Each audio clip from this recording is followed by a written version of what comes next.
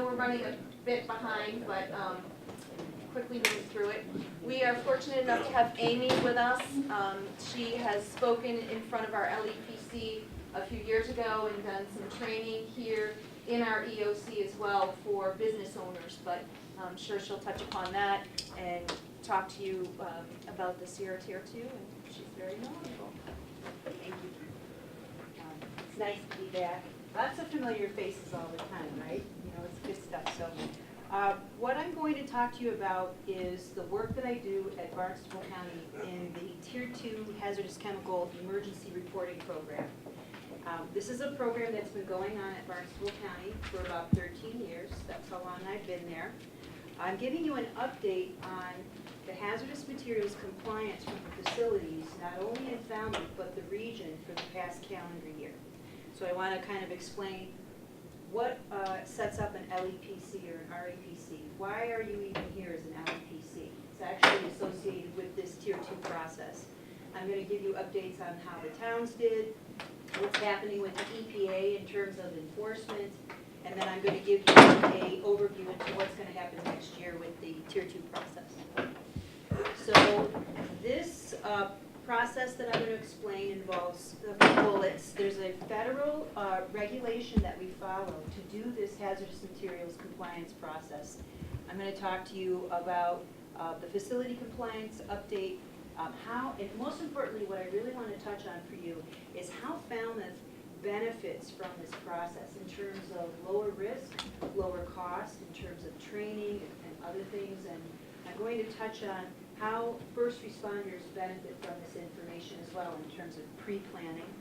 And how can you access the data, which actually we figured out right here in this room at Falmouth Fire several years ago on how to provide this data at no cost for the entire region. We had a brainstorm one day and it worked. And then finally, again, an outlook for next year. So let's get through the boring stuff first. The law, all right? The federal law. And it's pretty elaborate. Sarah, Title 3, 40, CFR, that's Code of Federal Regulation 40. And the parts that we work under for Tier 2 is 355 and 370. Okay, so don't memorize that. There's not a test later. But this, just call this law Sarah Title 3.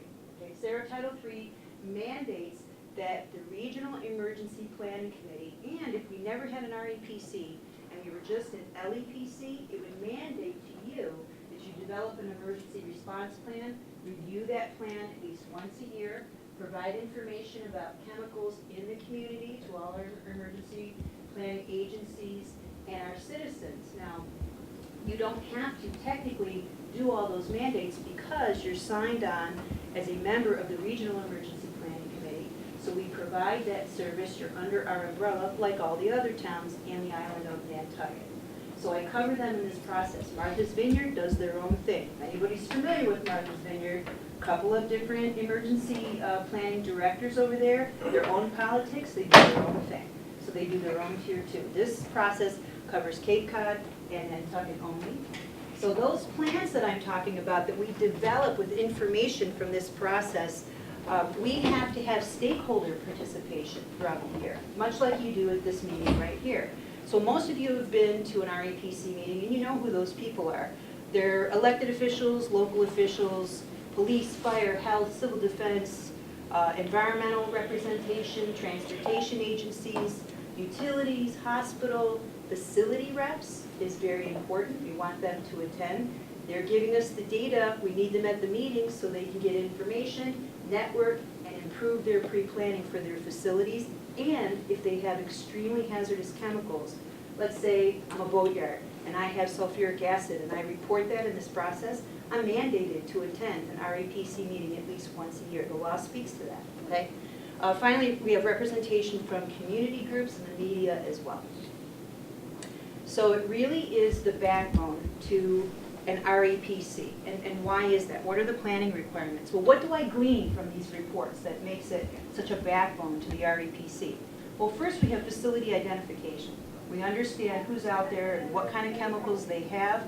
What are the transportation routes that the extremely hazardous substances are taking to and from the facilities? Only for the very dangerous chemicals. Now, when it says EHS, extremely hazardous substance, That means it's a chemical with a much higher health and physical hazard, and it's reported at a lower quantity. It puts that facility in a more higher regulatory category because of the danger level for the chemical they're reporting. So in these reports, for those chemicals, we get to understand, when are you getting that chemical delivered? Who's bringing it? How much? How are they transporting it? What type of vehicle? What route are they taking? That's the data that these reports give us. It describes emergency response procedures at the facility and off-site, designates a facility emergency coordinator. So again, if you have an EHS, you're supposed to designate a person in the facility that has written a plan for the facility, is ready to respond to that plan, and that's our go-to person for our fire, our police, health, etc. That person's the main contact. It outlines facility emergency notification procedures and provides that data. It can determine for, let's say, the District 1 hazmat team, it can determine the probable area. They can take the data from this reporting process, load it into another software, and they can do air monitoring. Let's say it's an anhydrous ammonia cloud from a skating rink in Falmouth. The District 1 hazmat team can use this data to track weather-wise and with other details, how is that cloud going to move? How do they plan a response? What do they do? How do they evacuate? It helps with an incident action plan, okay? So we have that, information. When we have a release or a spill, we can understand what to do in the affected area. It's the backbone, too, because it describes local emergency equipment and options. Sometimes it's not technically equipment. Sometimes it's something oddball, like sand or rock yards that have large amounts of sand. They actually have to report that. Now, those facilities are like, well, that's not a hazardous material. It seems kind of odd. But technically, the EPA, not just the messenger here, they speak for sand as an inhalation hazard, but they also want a quarry or a rock yard like we have in Barnstable, Cape Cod aggregate reports. They use that information about how much sand they have, and they keep that in that database, because if there's a spill, they're able to access that sand to berm up a spill, like they did at the Rotary spill in Orleans, I think it was several years ago. They used some local facility sand to block that spill. So it's actually used for a functional, practical purpose, too. The reports describe persons responsible for that equipment, so we have contacts for that sand or a piece of response equipment. This is indirectly the information provides us training and data and programs for emergency spot responders and facility workers. I do an incredible amount of training at no charge for our private industry, our municipal facilities, and our first responders. To date, I've probably trained over 2,000 first responders in hazard communication standard training.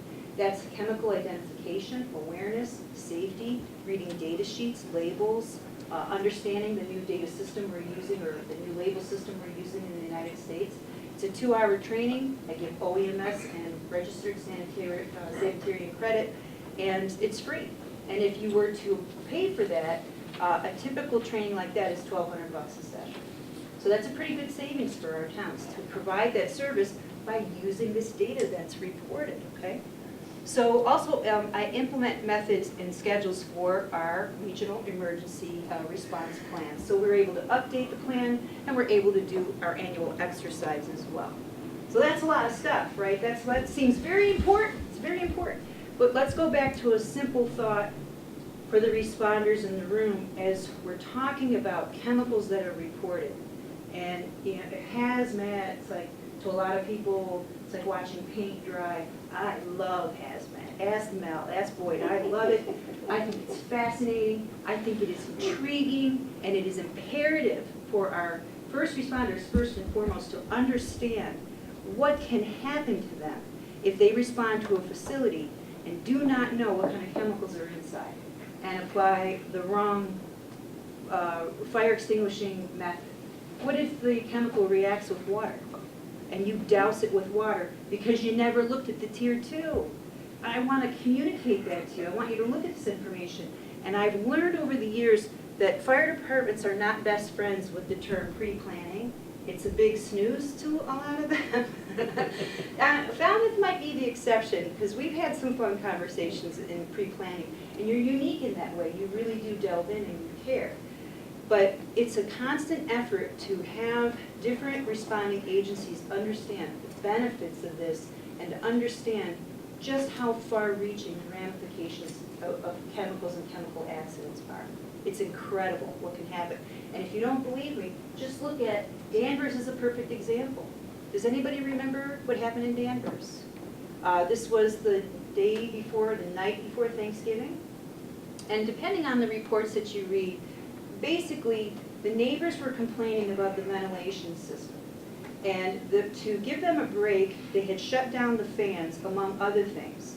When they shut down the fans, there was an accumulation of all of this, the paint residual, the chemicals in the plant. When someone kicked the fans on, there was a reaction, an electric reaction, and then it caused an explosion in Danvers. Now these people are being evacuated, and what I want to just show you is a practical sense. You know, I gave you the law and all the benefits, and we'll go over more things. But as you're watching the slides, just think, do you need the data? And how would it help you if something like this, not maybe at this extreme, but something similar happened in Falmouth? How would this protect you to have this information in advance? What would you do with the information? And if you have these chemical facilities in Falmouth, which you do, is it a liability for your town? If you don't look at this information, you don't apply it, you don't familiarize yourself with these facilities, some of which, let me tell you, have extremely dangerous chemicals. You have a couple of winners in this town, and they're compliant, but they have some interesting stuff there that you should know about. So is it a liability for your municipal facility? We should be very, very conscientious of that. We don't want liabilities for our town. We want to protect our municipal resources and our facilities. Does your fire department conduct hazmat pre-planning? Well, I just answered that. Sure we do.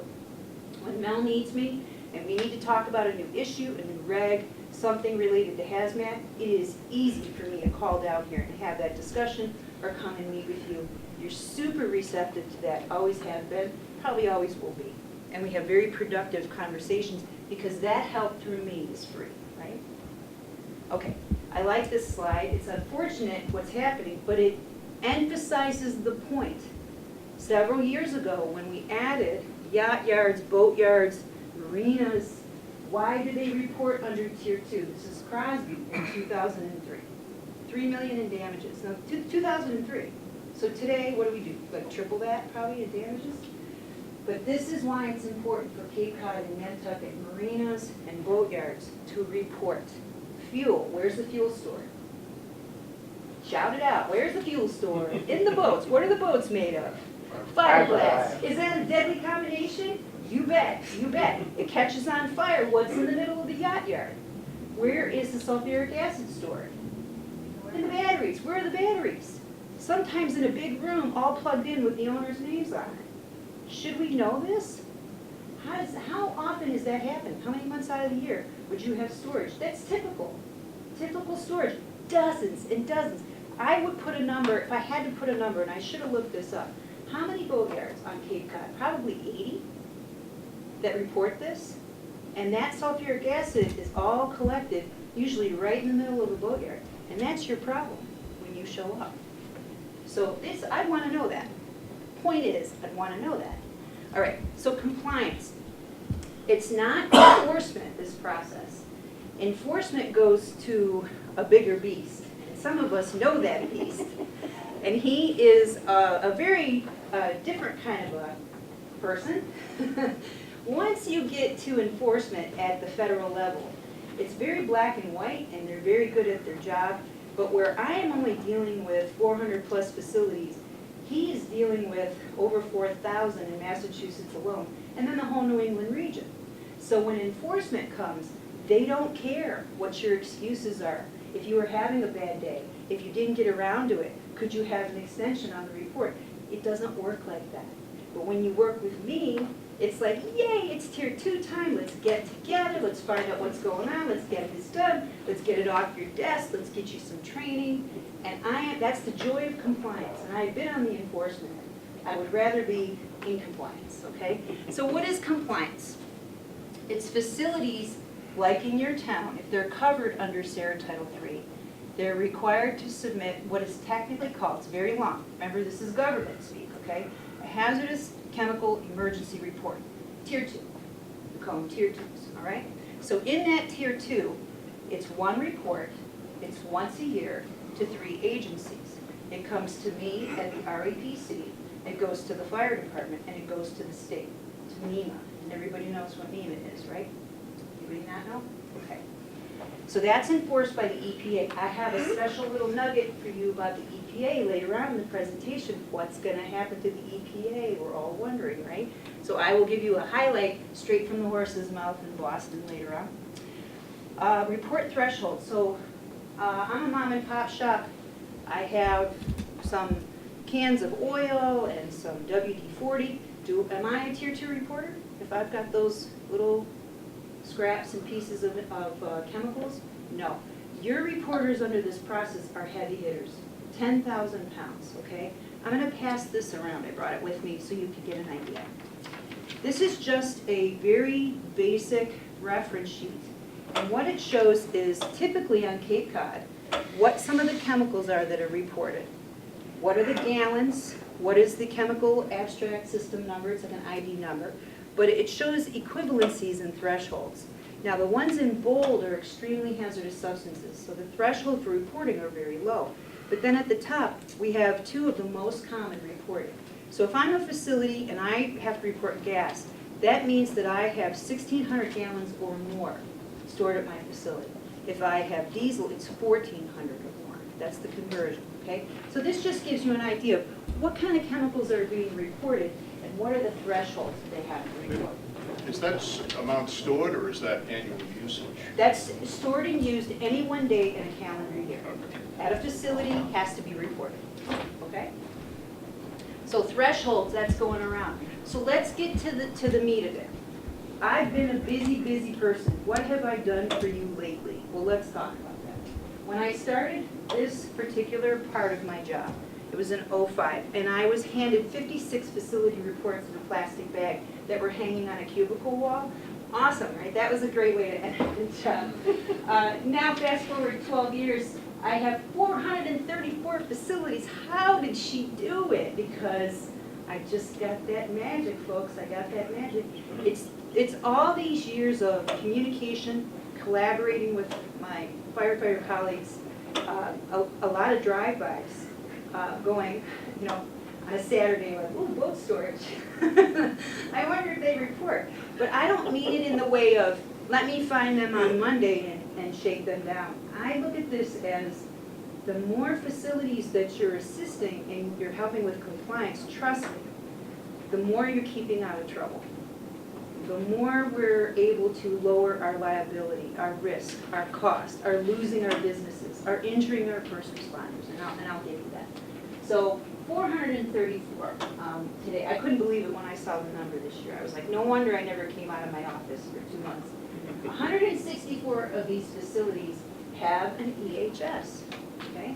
So we have 164 facilities in this region that are under more regulatory obligation, have much more dangerous chemical storage, and should be paid attention to by people like you in our LAPC.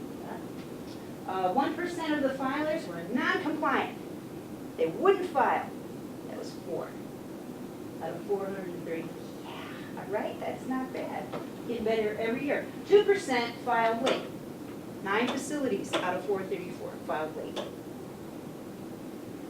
Why do I care? Can you tell that I care? Because I do. Because I enjoy it. Because I don't want the facility to file late or not at all. Because there's a lot of heavy penalties behind this, up to jail time behind this if you don't do it. And I'll show you a fun slide about that. Approximately 100 new facility filings came on board in the past year. 100. What happened all of a sudden? Well, we've talked about the state implemented a new online database. And my theory is that with them choosing to use this database, it has floated many new facilities to the surface that we did not have knowledge of before. Before, it was a very manual collection and putting them into Cameo, which I still do. But with the state's database, my cross-checking ability has increased. One good thing about Manager, right? So that's enabled us to understand a more precise number of who's reporting for Cape Cod. By the way, this doesn't include Nantucket. There's 27 more over there. So Finally, workshops. I didn't do 41 workshops, that's 41 people. I could never do 41 workshops. That would be horrible. Office visits, I had 64 people. It was like a rotating, like a doctor's office. Next, right? And then emails and phone calls. Well, emails alone were probably over 100, describing to people what to do, guiding them through the process, and then phone calls helping people finish the reports. All right. So after it's all done and you get the numbers, what does it mean to Falmouth? What does it mean? Well, how do we empower EPREC in a town like Falmouth? How does this benefit you in that way? These reports filed under Sarah Title III, they provide this updated information. They tell us, they tell me, they tell you what chemicals are stored, where they're stored, how they're stored. Did the facility bring in a new chemical that you guys need to know about? Did they get rid of something? Did they increase a quantity? Did they lower a quantity? Did they change a process? Are they mixing something that they weren't before? The report will tell you that. How do we lower risk in our town, in our region? Well, like I said, pre-planning and utilizing the data helps our responding agencies form an incident action plan quickly and efficiently. We have to have that information. If your chief is your IC or it's your most knowledgeable person in hazmat, we want them to form that action plan quickly and efficiently, and they can use this data in pre-planning to do so. This is a lifesaver, and we can understand, again, remember I said, we want water and a sulfuric acid fire, yes or no?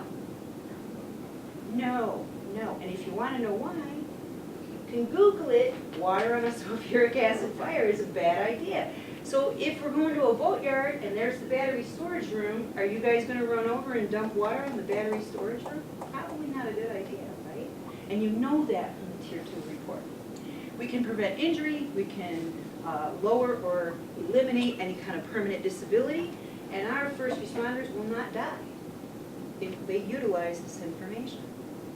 How do we lower risk for businesses, facilities, and the residents in Falmouth? This pre-planning data allows us to prevent injury or killing a facility worker. We can spare our workers and protect them. Not only that, we can prevent injury for our surrounding residents. We can prevent death for our surrounding residents. Do you think an anhydrous ammonia leak has the potential to kill surrounding residents? Kids in the rink? People in the parking lot? It's pretty dangerous stuff, right? One whiff? You have that in your town, yes? Okay? So if we pre-plan, we can do prevention. We can prevent the destruction and elimination of our business. We can preserve our economy by pre-planning and mitigating and eliminating a spill or a release in Falmouth. We can prevent destruction of surrounding facilities and homes, like Danvers. Danvers was interesting. Do you know why so many people, they survived? There were no deaths, minor injuries. Why was it? Does anybody know? The explosion was in the middle of the night. You know what everybody was doing the night before Thanksgiving? And when you're sleeping, you're laying down. By the grace, right? You're laying down, the fire, or the explosion, the impact blew out the windows. What did it do? Went over everybody. That's why people survived. So that destruction of facilities and homes, that's no joke. There are houses and residential communities surrounding these facilities. We can prevent them from being destroyed. And the destruction of the local environment, which is essential on Cape Cod. Chemical releases into the groundwater, is that a good thing for Cape Cod? It's the worst thing for Cape Cod. Why? We're on a sole source aquifer. We need to protect that, yes? All right. So how does this compliance improve the reporting process from the town? What is it about my program? I'm really big on accuracy. Why am I big on accuracy, especially with municipal facilities? Liability goes down. Mess up your report, false information, careless information, you can get dinged for that by the EPA. It also is not helping the responder. It's actually hurting the responder to carelessly and inaccurately report. It doesn't matter what section. If you mess up a phone number that's a 24-hour phone number, that's a problem. And you can get dinged for that. And if you think the EPA doesn't check these reports, they do. He's actually pretty good. He'll come down now, and he has such confidence in our region that he'll call and say, I don't want you to be worried, but we're going to such and such a school, and we're going to clean up their chemical lab today and their chemical storage. It's not an enforcement action, we're just helping them rearrange the lab. So if you hear we're down here, it's not to enforce. Like, who gets a call like that from the EPA? That's the relationship that we've built with them. Have you seen an EPA Tier 2 workshop in this region lately? No, that's because he defers them to me. It's wonderful. He knows that this region is covered and we have great compliance. We're helping them, you know? So that accuracy is key. It keeps the EPA over the bridge because we have good compliance. We avoid enforcement on our facilities and our private businesses. We provide up-to-date regulatory information through this process. So as I'm helping people with the report, I can say, well, this year, this and this is new. Let's do it this way. Do you have this? Let me ask you this. There are regulatory questions embedded in these reports, and I interpret those for the facility, which streamlines their compliance. Am I a TRI facility? I don't know. Call me up, I explain it, we figure it out. That's part of the process, right? Communication on what new local data is required. Every year, the EPA says, this year we're going to ask for this, or this year we're going to ask for a little bit of information here. Fire departments can ask for new data. I can ask for new data. The law speaks to that. So I am asking for new data. Get ready, I'm going to tell you what it is, new data. It encourages collaboration. Well, I think Falmouth is the classic example of that. Because if there isn't a more positive collaboration than down here, I mean, outside of Nantucket, you know, because they're so isolated, it's great to come down here because we understand this process, we collect this data, we work together to, you know, really empower the process. And that collaboration is between REPC, the towns, the facilities, private industry. That report gets better every year. I have very positive experiences. How do I know? Because I have 434 facilities, and they're not fighting me on this. They're actually, I have people calling me in December for appointments. The reporting season doesn't start until January, and people enjoy coming in, they enjoy getting it done, and I don't make it painful for them, okay? Because I really like helping everybody stay under the radar, okay? So how do we lower cost in Falmouth? Okay, well, we're reducing the expense for your town facilities. Because if your town facilities are filing a Tier 2, and they're coming to me, they're saving $200 to $500 per report. So let's say I'm a department in the town of Falmouth, and I have 5 facilities under my department. I'm saving $200 to $500 per facility each year in filing by coming to me and having me walk me through the process. And where am I getting all my information and all my data? Straight from the EPA and the Hazmat Tech Conference in September. Previous September. So I'm ready to go. I know what I'm doing, I've been doing it a long time, I follow the law, and I help you through it. And you're saving money. I don't know how you can beat that, right? And I don't know why you would pay to do that filing either. We reduce the town and business potential liability. Potential liability, that's kind of legalese, right? The legalese for heavy fines, citations, legal action. It can even extend into firefighter or private facility union grievances, enforcement action. Oh, is anyone familiar what happens when the EPA enforces? You know what they do? It's like a never-ending process. It's just painful. They'll come down, and no disrespect to our friend Len, but they have a process because there's so many people they're dealing with. Like I said, it's very black and white. When you get to enforcement, it's a whole new game. This goes bye-bye, and they open a folder on you, and they leave it open, and they'll inspect, and they'll come back, and they'll keep checking in on you, and they'll come after you again and again. And if you keep messing up and you don't do what they say, then they involve their legal department, which is a whole nother animal that you need to navigate. And if you think any of that is easy or free or seamless or just such a pleasant experience, it just doesn't work like that. It's not set up like that because this is serious. A hazmat violation is very serious to them. And the amount of damage, the amount of destruction, consider West Texas. I don't know if that picture came up yet, but West Texas, the facility manager was lying about what he had.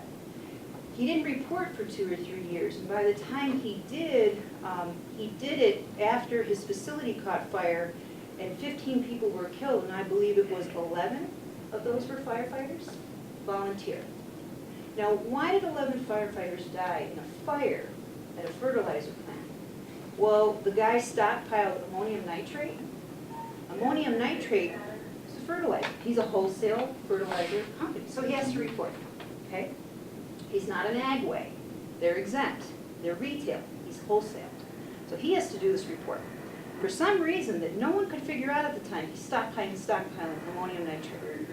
It's used in not just land or fertilizer application, but it's used in land clearing, controlled bits, blow in place. So you would do mining or clearing, and you would put it in the ground and set it all up, and you'd have a charge, and you would blow it up. And under very controlled circumstances, you would use ammonium nitrate. Well, the neighbors were complaining, I smell ammonia. Why do we keep smelling ammonia? That's really strong. So in between miscommunications and not really targeting what this guy was doing, he had a fire, the worst case scenario. So when the call comes in, it's a fire. But by the time they got there, the fire spread to the part of the warehouse where the nitrate was. And what happens when nitrate burns? It's like a nuclear explosion. It looks like it at 3 o'clock in the afternoon, and this was in 2013, on April 17th.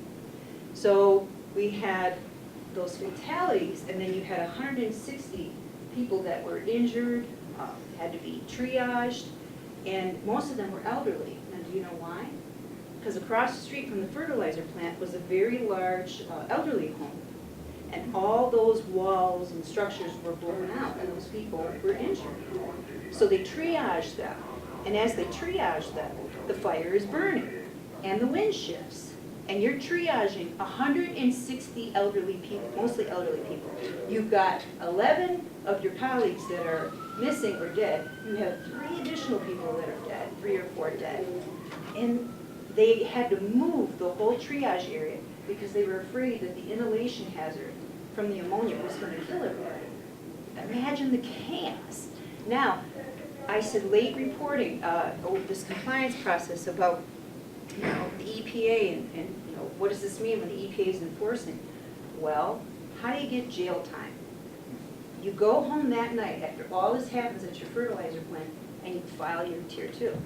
And you put in the anhydrous or the ammonium nitrate that you had, and you send it. And then what happens when you send it? It's time date stamped. So they knew what he did. And it's just terrible. It's comical and it's illogic. But it's terrible because all that destruction, and what did it all boil down to? In the end, what was it all about with this guy? Arson. That's what they just figured out. I've been following this, can you tell? I've been following this story for like 3 years. But it's the prime example of why we don't negate this process in our towns. Look at the potential that we could have from someone's greed or negligence. And the ramifications of that, that wasn't just the facility. He decimated an entire town. And I guarantee you, he's in jail. He's in federal prison. Guarantee you. That's how you get jailed in the Tier 2 process. No better example. All right, so let's get a little upbeat. Let's move away from West Texas, okay? How does the compliance process benefit the region? Well, in the upper left, that's the training for the District 1 hazmat team, using the Tier 2 data and bringing them up to speed on different ways to access the data and do all these things that I'm talking about for their pre-planning and their response. District 1 hazmat team covers Southeast New England, covers your town, yeah? In the upper right, it allows us to figure out grant money for resources, spill response equipment, programs, training. We can use it in that way. We can navigate those needs through the data. That's the District 1 hazmat team in class. That's a colleague of mine teaching. He's a retired fire captain from Rhode Island, and he's teaching them the EPA database of Cameo. That's where they can do those, follow those air monitoring clouds and do mapping and things like that. And then in the lower right, the data, we use it for our annual hazmat exercise. And this one was in Wellfleet last year. So for our fire departments and our health departments and our And even police, if you had a reason to go to a facility to work collaboratively with them, to help them and to understand their chemical storage for emergency response and planning. This law has these sections that empower you to do so. There's only really technically 2 towns on Cape Cod that have an ordinance that allows enforcement or inspection for hazardous materials. That's Barnstable and Yarmouth. Everybody else probably defers to fire or defers to the county, or it doesn't do anything at all. The federal law, which supersedes everything, the CFR Part 370 says, here's 6 sections, fire department, take these, and they basically say, I can come to your facility, private or public, at any time, and I can work with you at looking at your facility, walking through, and assessing your chemical storage for hazmat pre-planning and response. And it is meant, in my interpretation of it, I am saying I use these sections to get this information when the very few times facilities have refused to report, and it's happened. I don't want to tell you that. It's a trade secret. I don't want to say this. I don't want to give you that information. Yeah, you do want to give it to me, because these sections say you have to, and why? But if you wanted to work with your local business and collaborate and do walkthroughs and build that report and understand, and then all of a sudden you build that trust and the facility's calling you and going, we've had a change, you need to know about it, or I've got this new chemical, or I need to get your advice on this new way to store a chemical. This facilitates that. It enables that, okay? The bottom is most important. You must provide the fire department with information about the specific locations of hazardous chemicals at your facility. I don't have to do this. Yes, you do. But there's good reasons for it, right? We facilitate that planning, So how do we access this data? Well, it's fabulous information. How can you get your hands on the data? There's 2 ways. I want you to contact me either way. At the end of the presentation, I can give you my card, and you can understand how to log in to see Tier 2 Manager, and that is, you will only see Cape Cod. Well, why is that? Well, a couple years ago, and we had big fun navigating this, the state decided that rather than using the EPA database, they wanted to use something that was online and a lot more hands-off for them. They didn't want to really dive into Cameo too much. They didn't want to train and learn it. So they chose Tier 2 Manager. Many states do this.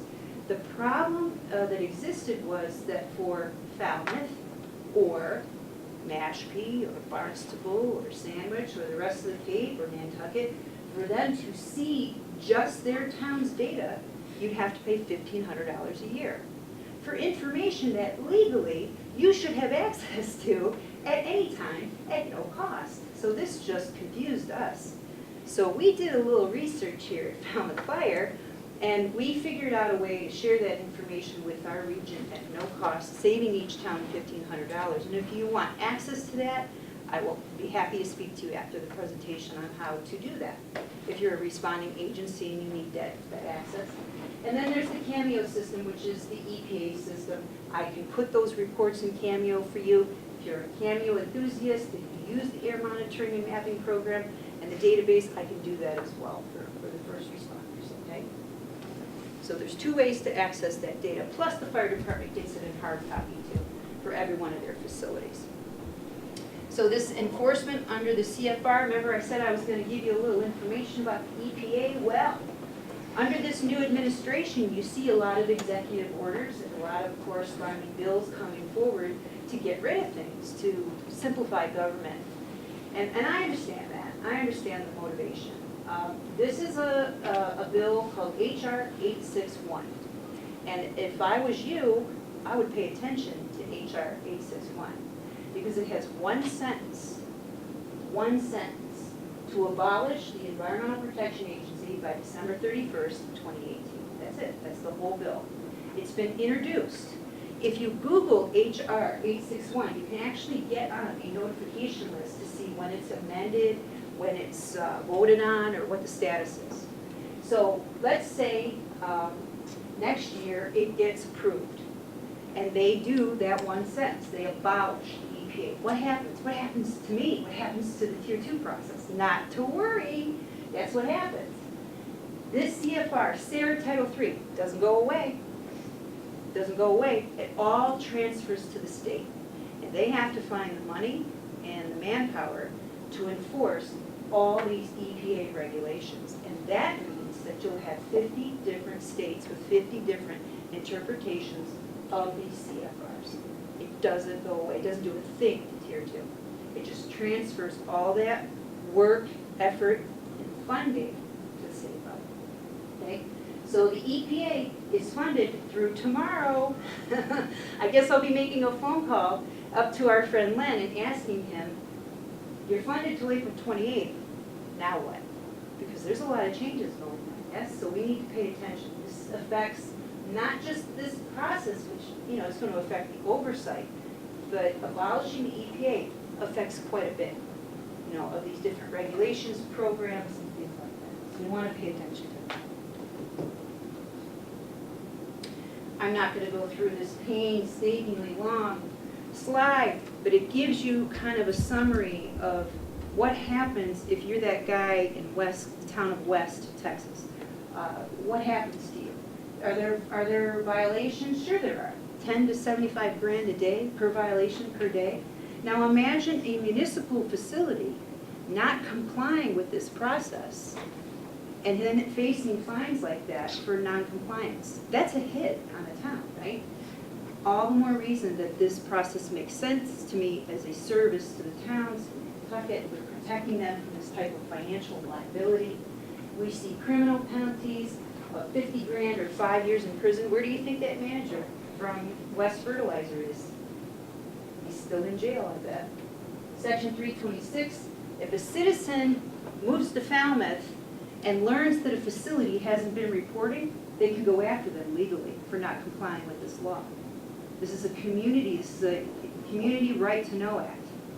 Emergency planning, community right to know. So citizens can enact litigation if they're not compliant. They have to prove it, right? And then we all can sue each other. The State Emergency Response Commission, LEPC, local governments, institutes can have action against owners and operators for failure to comply. Everybody can sue everybody, right? It's litigious. Why is it so litigious? It was established in '86. There's a lot of information here. I'm a chemical company. I make a lot of money. I don't really want to tell you the ingredients to some of my top-selling chemicals. You think I'm going to come at you with my lawyers? You bet. And that's been happening since '86. So if you ever can't sleep, I highly recommend that you download CFR 40 and read it because it's been pulled apart by legalese and lawyers fighting to get exempt from this process. It's just madness, right? It's turned into such a thing. But I like to think that I've simplified it a little to show the usefulness of this. So what's going to happen next year? When I start the reporting next year, I am going to be asking for new site plans. We haven't updated them in 6 years. And I want to preface this with Bourne PD was wonderful. They were the first to report. They reported in December, even before the season started. But they have a very old site plan, and here it is. So if you're a first responder, and this is what you see, is this helpful to you? It's just an old Google Earth, really ancient Google Earth picture that says Bourne PD fuel tanks on a street somewhere. Okay, so we need to update. No disrespect to Bourne PD, but it's an old site plan, and they just wanted to kind of pinpoint where it was at the time. So more detail will be asked for in those site plans, and they'll be attached to all the plans for first responder access. Yes?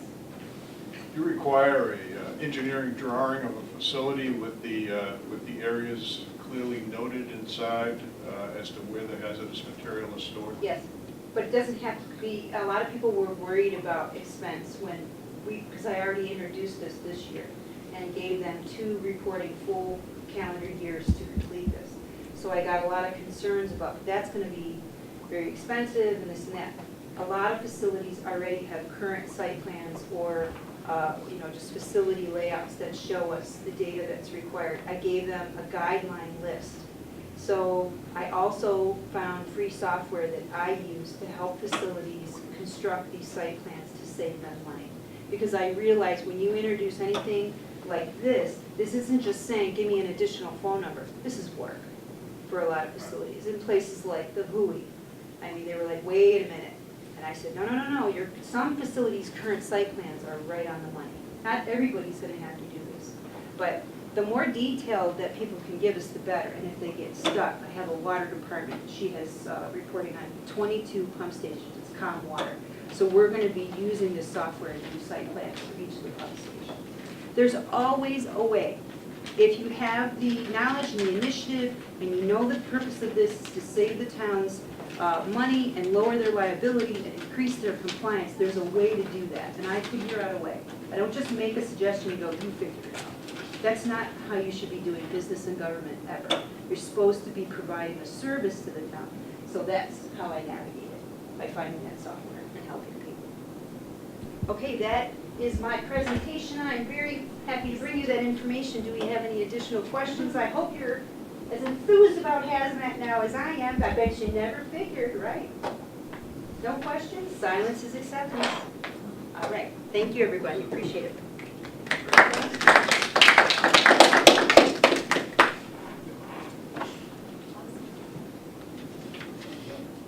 We do subcommittee reports.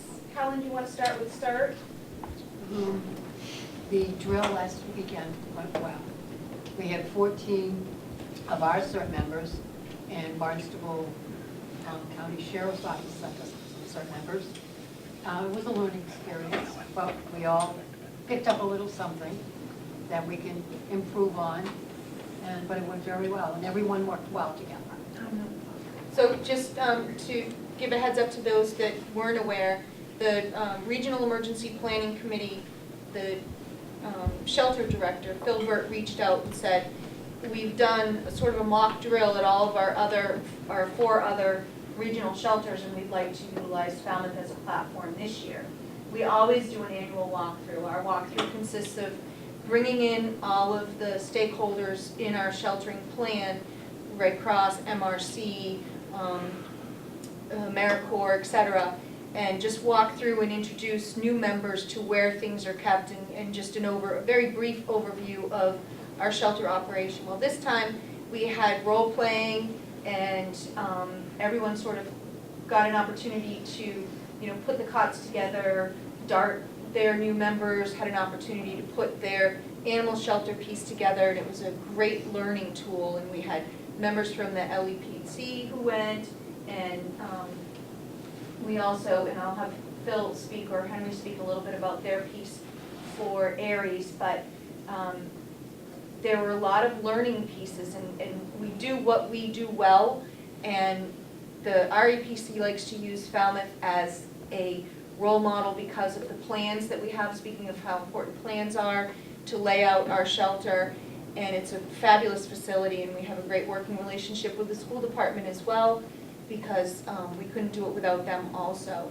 So amazing participation from our CERT members, very, very pleased for them to be there. And I don't know if Henry can speak a little bit about the radio component that was tested as well.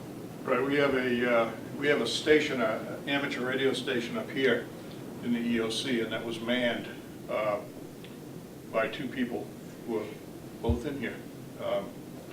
And we also have a station at the shelter. The station at the shelter generally communicates with the MAC in Barnstable, and we were able to do that using frequencies and equipment that we don't often use, and it worked out very well. So it was a good exercise for us, and I thought the whole thing went really well. I was very pleased with it. Thanks, Henry. Thanks for your participation. Great. Any questions on that? Communications subcommittee? Really due to report at this time. Great, excellent. So just a reminder, and you see it at the bottom of your agenda, next month is really important for us. May 25th is our next meeting. That is our tabletop. Just to refresh your memory, we have a program that was initiated by a senior at Mass Maritime Academy, and that's going to be an amazing event as well. I did put out a RSVP. It is, there are a lot of players involved in this exercise. and a lot of players that are, you know, specifically involved in the model that we have in place. But if you do have a desire to come and be an observer, we do welcome that as well. Just kind of give me a heads up so that I know that you're coming, so I can just maintain and manage the number that we have of people. Other than that. I'll be evaluating. Yes, Amy is an evaluator. That brings up a point also, and if you are interested in being an evaluator, I do have another evaluator spot that we're looking to fill, and we'll see if we can't, you know, make a match that way. Good, I'm looking Can forward. work with Amy. Yeah, MMA is great. This is their new direction. They normally do the regional exercise through the Maritime, but they divided it up among their cadets. They do a special course they have to apply to get into, and this is the approach they're taking. They piecemealed it out to several different exercises to serve several different towns, which I thought was brilliant. So it's smaller scale, but then it serves you more individually, and it'll be neat to see how the new process goes. It's good for the town, it's free, and then the cadets learn, and everybody wins. Right. That's great. Yeah. And you know, just to close, I want to thank Amy again. And when she says that you know, she works, and you saw the number up there, she works very hard in enabling a community to be in compliance. She really does. And over the years, we fostered an amazing relationship with her. And it has branched out to our pre-planning. And Deputy Smith could speak to this, because when we get the plans for where these hazmat, the facilities send us plans for where the hazardous materials are located. Those plans are downloaded into our computers that go on site whenever we have a fire or any other issue. The deputy pulls those plans up and knows exactly what they're dealing with and where everything is located. And it also opens up training opportunities for us with our stakeholders. We've done training at HUI, we've done training at MBL, we've done walkthroughs with their facilities, and it's really an amazing learning tool for our first responders. Great, thanks for coming. Thank you. Thank you.